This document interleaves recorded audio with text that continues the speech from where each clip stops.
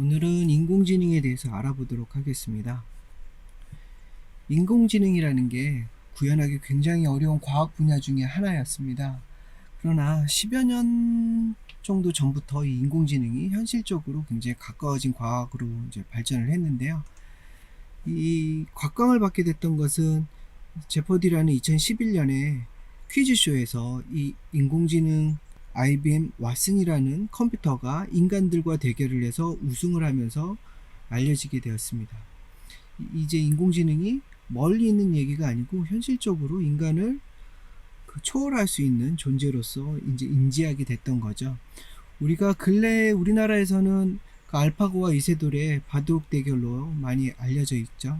그 이전 2011년에는 IBM 왓슨이 인공지능에 대해서 굉장히 큰 이슈를 만들어냈었습니다. 이 IBM 왓슨은 아직까지도 이제 의료 분야라든가 이런 쪽에 굉장히 많이 발전을 하고 있는 인공지능의 하나고요. 이 인공지능이라는 건 1956년 다트머스 회의에서 존 맥카시 교수가 개념을 정립을 했었고요. 그렇지만 이 인공지능이라는 게 개념만 정립이 됐지 이게 실제로 구현되지는 않았었어요. 왜냐하면 이 컴퓨터라는 것들이 어떤 지능을 가지고 그것을 인지하거나 이런 것들이 굉장히 힘들었었어요. 그렇지만 요즘에는 이제 딥러닝이라는 분야가 굉장히 발전을 하면서 인공지능도 같이 발전을 하게 되었죠. 직접적으로 이 인공지능이라는 게 왜 지금에서 이제 발전을 하는가? 아까 보여줬던 IBM 왓슨 같은 경우는 슈퍼컴퓨터입니다. 몇 조 원 들여서 설계해서 만들어낸 거대한 컴퓨터인데요. 그만큼 일반인들이 가지고 뭔가를 해볼 수 없는 규모에서만 구현이 됐던 거예요. 왜냐하면 이 딥러닝이라는 것을 구현을 해야 됐어요. 이 딥러닝이라는 건 머신러닝의 한 분야인데 굉장히 많은 데이터들, 빅데이터들을 스스로 분석을 해서 결과를 얻어내는 과정을 거쳐야 되는데 그러기 위해서는 빠른 연산 속도와 대단위의 그 저장 용량이 필요했던 거죠. 그렇지만 근래에 들어서는 이제 그래픽 기술도 발전을 하게 되는데 GPU, 그래픽 카드에 달려있는 연산 장치인 GPU가 하나의 계산만 하지를 않아요. 여기 보면 GTX 1050이라는 이 그래픽 카드는 굉장히 저가의 그래픽 카드임에도 불구하고 여기 보면은 768개의 코어를 가지고 있어요. 연산을 한 번에 768가지의 계산을 한 번에 해낼 수 있는 병렬 처리 시스템이 되어 있다는 얘기죠. 그러니까 한마디로 해서 그래픽 카드가 약간의 슈퍼컴퓨터 같은 기능을 하게 됐던 거예요. 그러면서 이 딥러닝이라는 게 일반 컴퓨터에서도 구현이 가능하게 됐던 겁니다. 딥러닝으로 어떤 이미지도 인식하고 어떤 음성도 인식하게 되면서 이 인공지능이 급격히 발전을 하게 됐던 거죠. 그럼 이 인공지능이라는 게 무엇인가? 기계라는 것은 인간이 어떤 프로그램, 알고리즘을 설계해서 그거에 따라서 어떤 입력을 넣으면 결과가 도출이 되는 방식으로 되어 있는 게 기계예요. 어떤 입력만 넣으면 특정한 답만, 결과만 나오지만 이 AI라는 것은 이렇게 인간에 의존하지 않고 모든 것들을 스스로 판단을 해서 스스로 문제를 해결하는 방향으로 발전을 합니다. 인공지능은 한마디로 말해서 기계를 스스로 그 문제를 해결할 수 있을 만큼 지능적으로 만드는 과학이라고 보면 됩니다. 여기에 이제 인공지능을 구현하기 위해서는 그 모든 빅데이터를 처리해내는 딥러닝이라는 기술이 있어야 되는데요. 이 분야가 뇌과학 쪽에서 조금 발전을 했습니다. 인간의 뇌에 있는 뉴런의 구조를 모방해서 인공신경망이라는 거를 만들어내게 됐어요. 그러면서 이제 대량으로 모든 데이터를 연산할 수 있게 되었고 이거를 스스로 어떤 알고리즘 없이도 스스로 자기가 판별할 수 있는 능력이 됐습니다. 이런 거 역시 아까 설명했듯이 굉장히 많은 빅데이터, 몇천 개, 몇만 개, 수억 개로 이것들을 빅데이터를 쌓아서 분석을 하기 때문에 일반적인 컴퓨터는 어려웠지만 병렬 처리가 가능한 GPU가 등장을 하면서 이것들이 이제 해결되기 시작을 했어요. 전 수업에서 우리가 VR을 구현을 하려면 1060 그래픽 카드가 기본적으로 있어야 된다. 그거 이상은 있어야지 된다고 했었죠. 여기에 보면은 1060 그래픽 카드는 코어수가 1280개나 되죠. 한 번에 수많은 연산할 수 있다는 얘기예요. 자, 이 빅데이터, 우리가 딥러닝을 해야 되는 이 빅데이터에는 두 가지 형태로 데이터가 존재를 하는데요. 벡터라는 건 숫자 계산을 굉장히 빠르게 한다. 그래서 뭐 4층 연산이라 굉장히 빨리 한다라는 거 인지를 하고 있었어요. 이런 것들을 이제 컨스트럭션 데이터라고 하고요. 그렇지만 이런 숫자보다는 요즘에는 어떤 분석을 더 요구를 하냐면은 어떤 이미지를 판단을 하거나 어떤 음성인지 자연어 처리까지 해줘야 돼요. 그러면서 이 텍스트도 분석을 하게 되는데 이런 것들을 이제 언컨스트럭션 데이터라고 해서 요즘에는 컨스트럭션 데이터보다는 컨스트럭션 데이터에 대해서 굉장히 많은 연구와 개발이 이루어지고 있습니다. 인간과 같이 어떤 사물을 파악할 때, 그러니까 센싱할 때 저렇게 판단을 하기 때문에 눈으로 보고 귀로 듣고 입으로 말하고, 그죠? 여기서 뭐 더 촉감이라든가 뭐 여러 가지 이제 센싱할 수 있는 기술들이 필요로 하기 때문에 이런 쪽에 이제 빅데이터를 분석하기 시작을 했던 겁니다. 그래서 저기 음성이나 이미지나 텍스트는 지금 어느 정도 정점에 다다라 있어요. 그래서 여러분들 쉽게 접하는 것 중에 구글이나 네이버에 있는 번역기를 자주 쓰죠. 그 초창기 때는 그 번역이 정말 엉망으로 됐었어요. 그런데 이런 빅데이터들이 축적이 되면서 이 번역들이 굉장히 자연스럽게 이루어지고 있는 걸 지금에서 우리는 알게 되었죠. 이것들이 다 이렇게 빅데이터의 딥러닝을 통해서 구현이 되었던 겁니다. 그러면 우리가 이제 머신러닝, 딥러닝이라고 하는데 머신러닝하고 딥러닝의 차이는 무엇인가?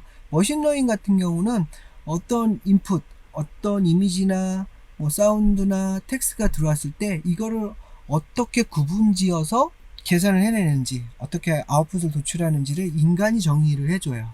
그렇지만 딥러닝 같은 경우는 이렇게 인간이 어떤 룰을 정해주지 않고 자기가 모든 데이터를 취합해서 자기가 자기 나름의 룰을 통해서 결과를 도출해내는 방법으로 갑니다. 데이터의 특징을 자기가 추출하는 자발적인 방식으로 스스로 학습한다는 차원에서 발전을 하고 있는 거죠.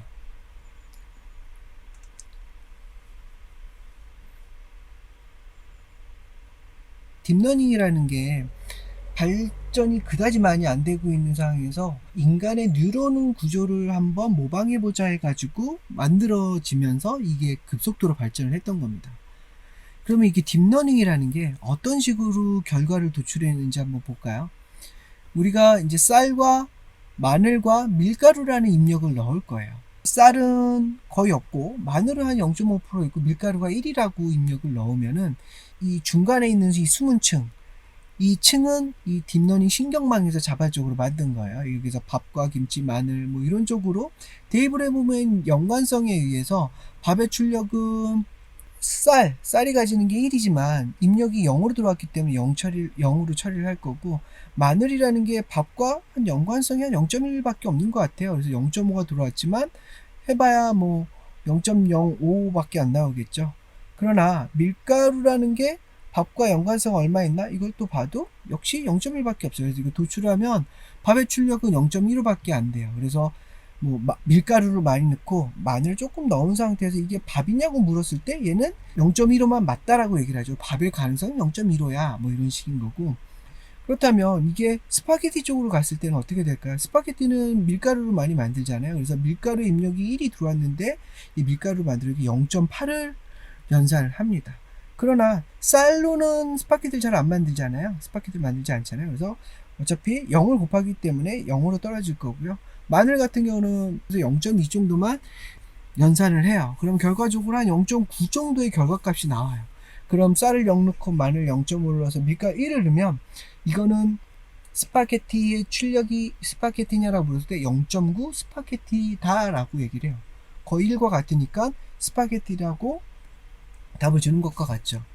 이런 것들을 굉장히 많이 하는 겁니다. 지금은 단 2가지의 연산만 했지만 이 데이터가 굉장히 빅데이터로 수백 개, 수천 개, 수억 개 들어오면서 이게 확고해지는 거예요. 사진, 이미지로 대입을 했을 때는 이 사람이 맞느냐 안 맞느냐 이런 것들을 이 사람의 이미지를 굉장히 많이 여기 넣었을 때 이 딥러닝이 그것을 굉장히 많은 데이터를 분석을 해서 이 사람이 맞다 아니다를 판별하게 되는 거죠. 조금 어려울 수가 있습니다. 하지만 이런 식으로 많은 빅데이터를 넣음으로써 이거를 자발적으로 연산해서 결과를 도출해내는 게 이제 딥러닝이라고 생각을 하면 돼요.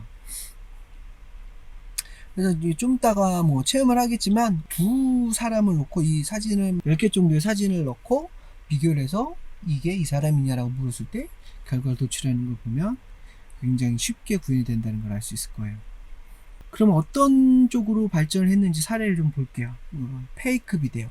이거 같은 경우는 저번 시간에 보여줬던 그 오바마를 가짜로 만드는 영상을 소개했을 때 설명했던 겁니다. 이게 약간의 요즘에 이제 문제가 있어가지고 잘 오픈을 하지는 않아요. 그렇지만 이 영화 쪽에서는 이런 식으로 해서 배우들의 어린 시절의 모습을 그려낼 수 있게 됐어요. 그 젊은 시절의 사진이나 영상들을 딥러닝으로 많이 구현한 다음에 CG로 구현을 한 겁니다. 그래서 이거는 영화 쪽에서 이제 거의 기본 툴로 쓰게 되고 있어요. 이제 옛날 흑백 사진이나 이런 걸 보면 요즘에 다시 복원한다고 해서 컬러링을 한 걸 좀 가끔 본 적이 있을 겁니다. 요게 인공지능으로 저 물체의 경계를 자기가 나누고 거기서 이제 채색하는 방식으로 구현을 해서 이제 상품화 되고 있죠. 한번 보도록 할까요?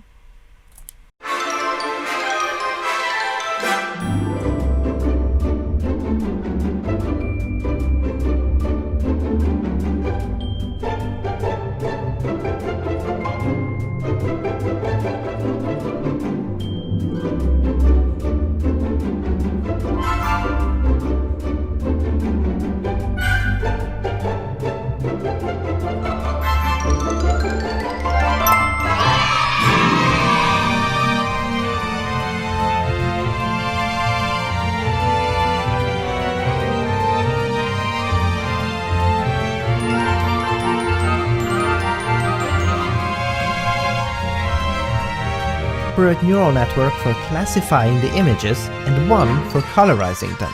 The fusion part is when we unify.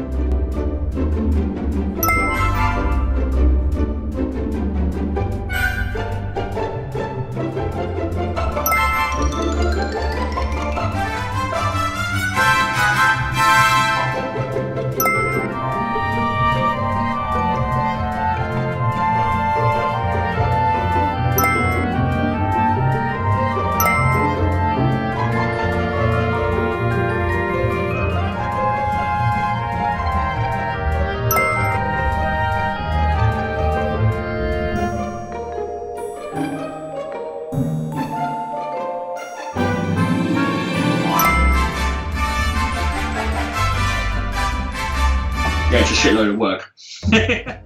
My name is Jordan J. Lloyd, and I take memories of the past and make an authentic version of it. What you're trying to do is piece together what's going on in this photograph at the time it was taken. So the more visual information there is in a photograph, the longer it will take. And that involves digitally painting dozens, if not hundreds or even thousands of individual layers of color onto that photograph. I always record my process from start to finish, from the moment I receive it, cleaning up all the way through, adding all those references and tying in all the color at the end. And that soon starts generating literally hundreds of gigabytes of video footage. Ultimately, when I'm dealing with people's memories, when I'm dealing with these really valuable historical archive material that could be lost to time, it's very reassuring to know that I've got a backup solution that isn't going to fail. It means digging through diaries and memoirs, government records, old advertisements, and even consulting historical experts to be sure that the colors and styles of the time are faithfully represented. A good colorizer has a good network of people to call on. We had one guy, he's like a specialist in ethnographic dress. He was showing me like museum grade samples, and he lives and breathes this stuff. So like every single little detail, like like the color of beads on like a Laplander necklace or something, it's really, this has got to be the exact thing. Take this photo series of Tutankhamun's tomb, which was discovered by Howard Carter in 1922. Jordan colorized these images based on the archaeologist's detailed handwritten notes, and by cross-referencing his journals with restored artifacts on display at the Egyptian Museum in Cairo, he was able to recreate what that day looked like almost 100 years ago.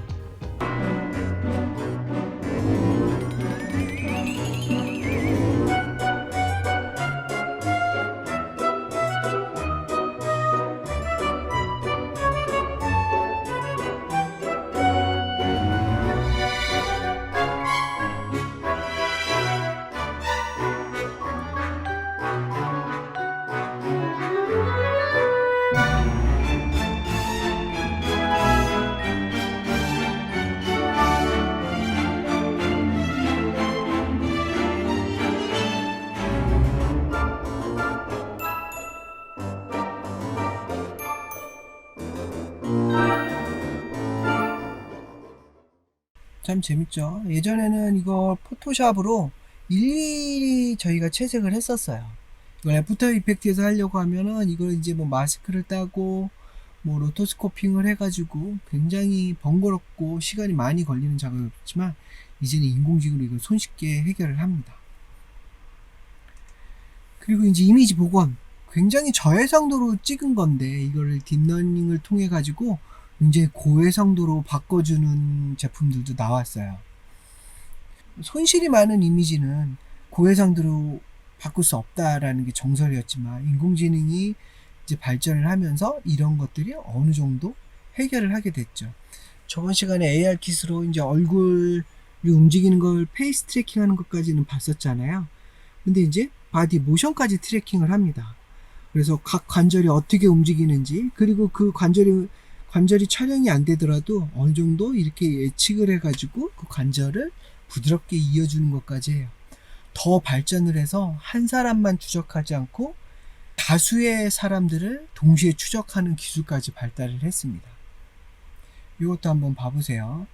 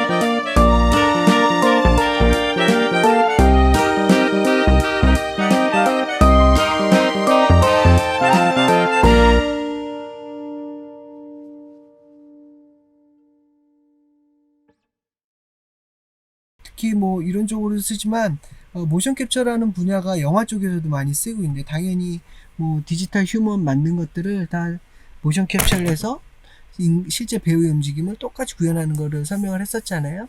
그런데 그거는 특수 장비가 있었어야 됐어요. 뭐 몇십억, 몇 억짜리, 싸야 뭐 몇백만 원 되는 장비를 입고 해야지 그 정도가 구현됐었는데, 이제는 단순히 이미지 영상 촬영만으로 그 이미지 프로세싱으로 이 모션 캡처를 구현하게 됐죠.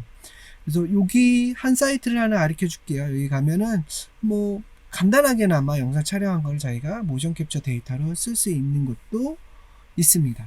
비용 좀 많이 내면 굉장히 많은 데이터를 캡처를 할 수가 있지만, 뭐 체험상 간단하게 할 때는 그냥 무료로 사용해도 괜찮습니다.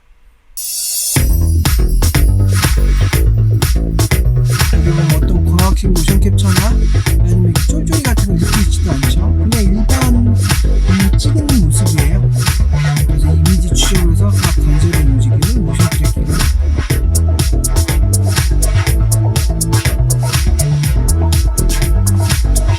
근데 이거는 뭐 이제 홍보 영상이다 보니까 어느 정도 편집해서 나온 거고, 이렇게 아주 깔끔하게 나오지.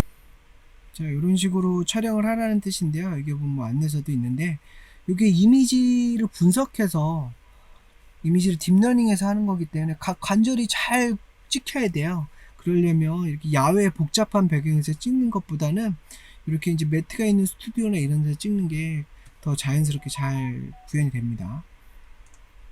자, 이 샘플을 볼까요? 이거 이제 촬영해서 업로드 하면은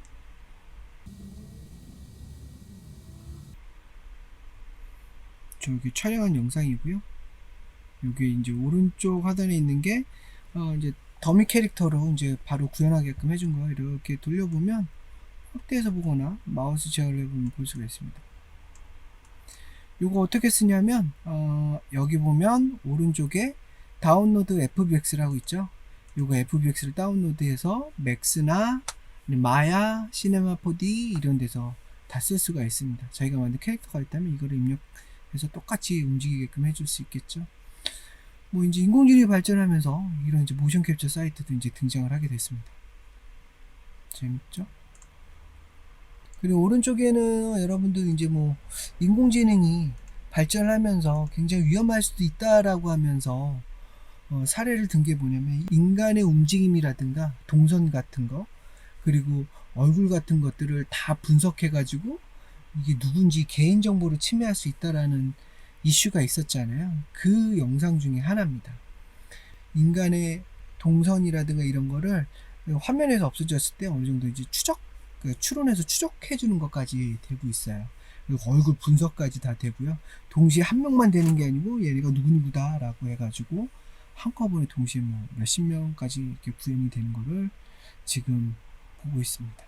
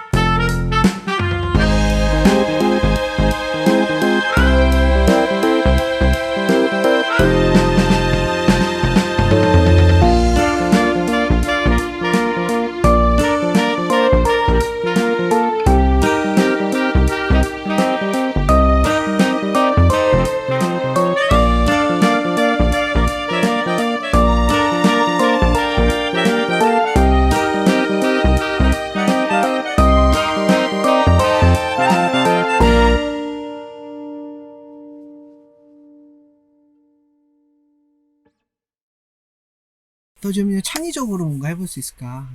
이제 딥드림이라고 그래가지고 그림을 인공지능이 그려내는 거예요. 이거 한번 볼까요? 이거 재밌습니다. 여기 들어가시면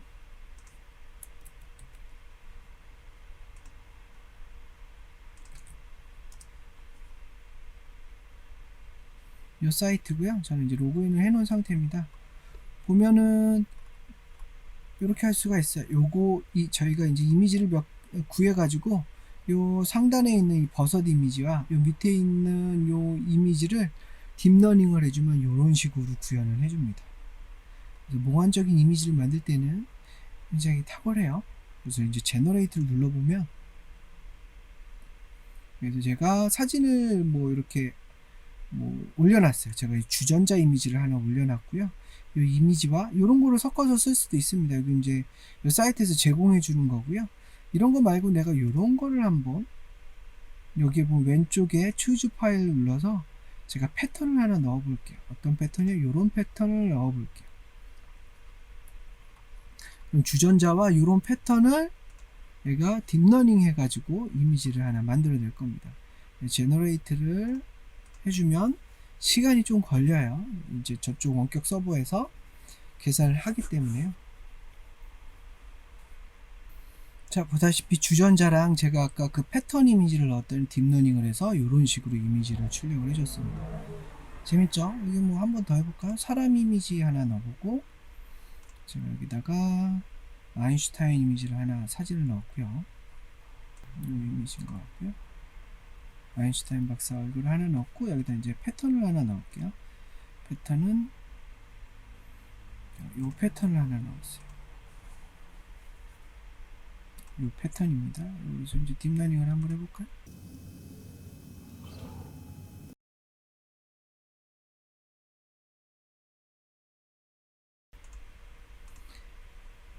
그리고 여기 보면 작곡하기라는 탭에 가보면 제가 휴몬이라는 앱을 이제 소개했는데요. 여기 보면 뭐 박자나 뭐 간단한 음성 같은 걸 이렇게 넣어주면 얘가 음악을 작곡을 해줘요. 여러 가지 뭐 클래식부터 뭐 뉴에이지, 뭐 애들 좋아하는 키즈송까지 이렇게 만들어주는 곳이 있습니다. 이것도 한번 보도록 할게요.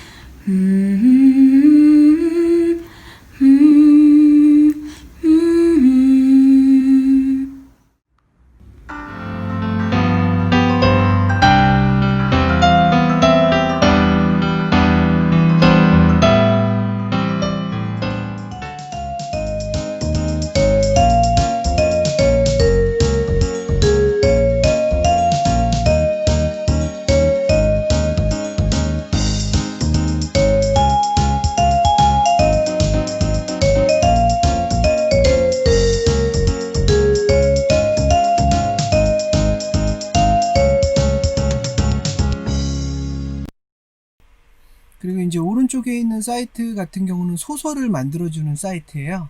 이것도 역시 딥러닝을 통해 가지고 많은 데이터를 축적한 상태에서 소설을 써주는데, 제가 이제 뭐 특정한 단어라든가 특정한 상황을 이렇게 간략하게만 적어주면 얘가 글을 써줘요.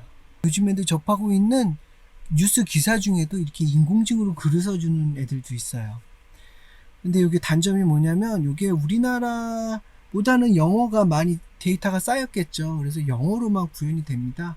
그래서 구글 번역기나 이런 쪽으로 와가지고 영어로 번역을 왔다 갔다 좀 해줘야 되는 뭐 번거로움이 있지만, 구글 번역기도 워낙 좀 잘 돼 있고 이 사이트도 워낙 잘 돼 있기 때문에 얼추 좀 내용이 그럴듯한 소설이 만들어지긴 합니다. 근데 여러분 생각을 해보세요. 이렇게 그림도 그려지고 작곡도 해주고 소설도 써줘요. 그럼 이게 저작권은 누구한테 있을까요? 제가 저작권을 가질까요? 대부분은 이 사이트에서 저작권을 갖습니다. 이거 개발한 사람들이.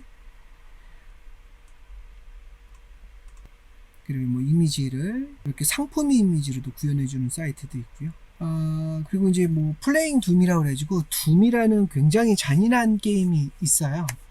성인용 게임인데 요즘에 이제 뭐 둠 이터널이라고 그래가지고 다시 리부트된 게임인데 굉장히 잔인합니다.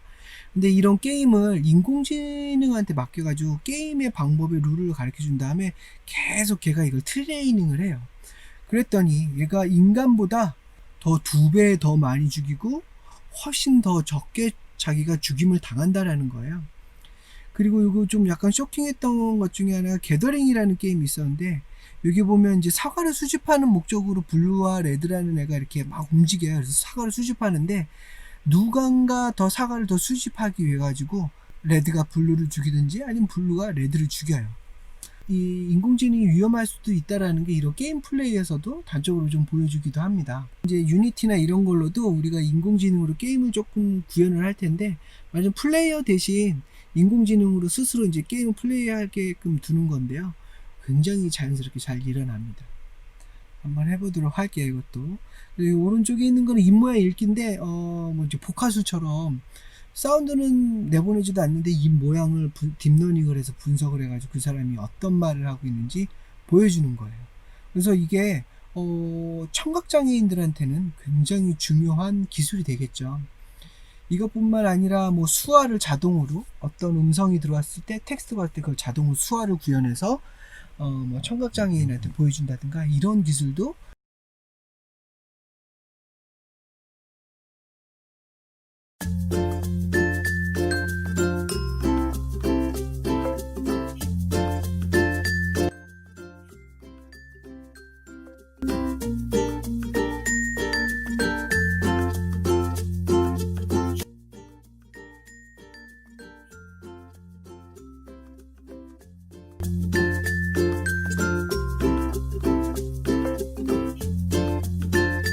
Place Blue in M1 soon.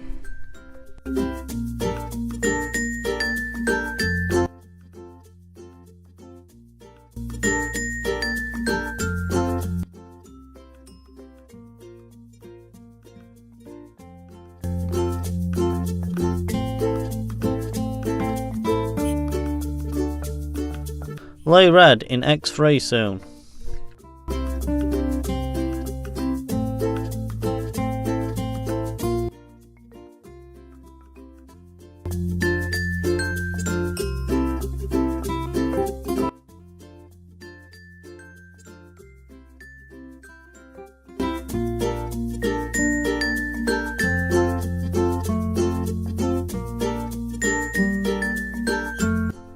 Set green with you 0 again.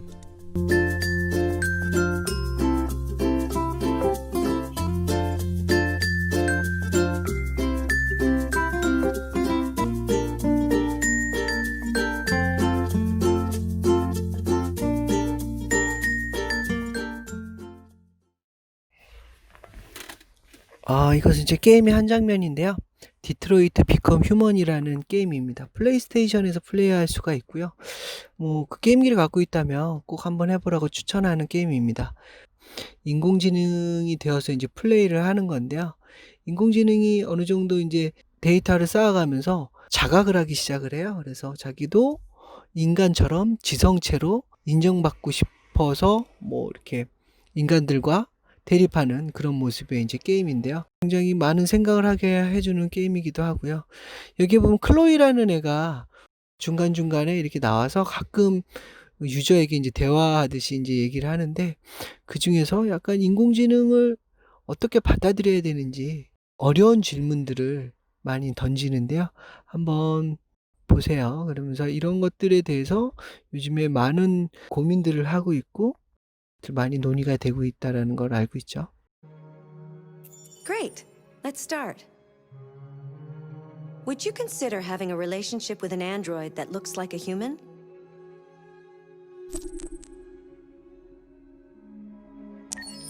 Do you think that technology could become a threat to mankind?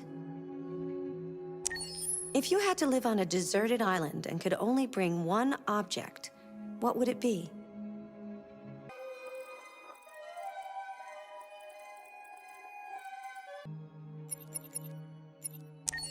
Do you consider yourself dependent on technology? What technology do you most anticipate?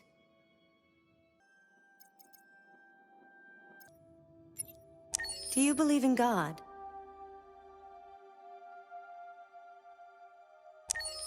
Would you let an android take care of your children?